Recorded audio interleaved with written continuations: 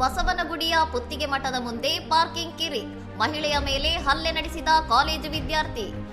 ಮಠದ ಮುಂಭಾಗ ವಾಹನ ನಿಲುಗಡೆ ನಿರ್ಬಂಧವಿದ್ದರೂ ಕಾಲೇಜು ವಿದ್ಯಾರ್ಥಿಯೊಬ್ಬ ಬೈಕ್ ಪಾರ್ಕ್ ಮಾಡಿದ್ದು, ಇದನ್ನು ಪ್ರಶ್ನಿಸಿದ ಭಕ್ತರೊಂದಿಗೆ ವಾಗ್ವಾದಕ್ಕಿಳಿದಿದ್ದಾನೆ.